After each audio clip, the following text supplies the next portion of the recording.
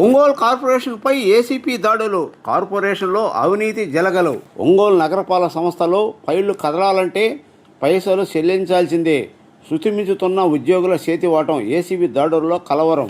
Ongole municipal కార్పొరేషన్పై ACP అధికారులు ఆకస్మికంగా దాడులు చేశారు. మంగళవారం రాష్ట్ర వ్యాప్తంగా మున్సిపల్ కార్యాలయాలపై తనిఖీలు భాగంగా ఇక్కడ కూడా నిర్వహించారు. ఏసీపీ సిఐలు రమేష్, శేషు తన సిబ్బందితో రావడంతో కార్పొరేషన్ ఉద్యోగులంతా ఉలికిపాటుగా గురయ్యారు. ఈ సందర్భంగా కార్యాలయంలోని టౌన్ ప్లానింగ్ విభాగంలో పనిచేస్తున్న సిబ్బంది నుండి సుమారు 25,000 రూపాయల స్వాధీనం చేసుకున్నారు. రాత్రి పొద్దుపోయే వరకు తనిఖీలు కొనసాగుతున్నాయి.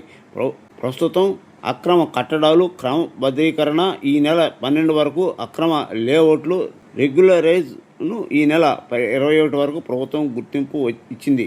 దీంతో జోరుగా అవినీతి వ్యవహారాలు సాగుతున్నాయన్న ప్రచారం నడుస్తుంది. ఈ నేపథ్యంలో ఏసీబీ అధికారులు దాడులు చేసినట్టు తెలుస్తుంది.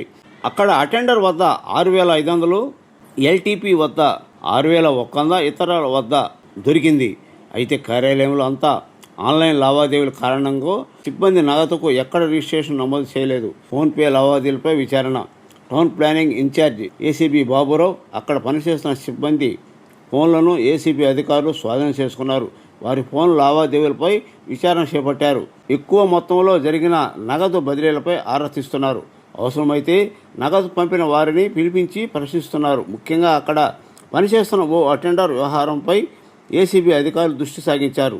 టౌన్ ప్లానింగ్లో రికార్డులను పరిశీలన చేస్తూనే ఉన్నారు. ప్రైవేటు ప్లానింగ్ కంపెనీల యజమానులతో టౌన్ ప్లానింగ్ అధికారులను ఉన్న లావాదేవీలు ఏమిటి అని వారిని ప్రత్యక్షంగా పిలిపించి అడిగి తెలుసుకుంటున్నారు. అక్రమ కట్టడాలు, అక్రమ లేఅవుట్లు, క్రమబద్ధీకరణ ఎక్కడైనా నిబంధనలకు విరుద్ధంగా జరిగిందా అన్న కోణంలో కూడా రికార్డులను పరిశీలిస్తున్నారు. ఏసీబీ అధికారులు ఈ తనిఖీలపై అధికారికంగా మాట్లాడలేదు.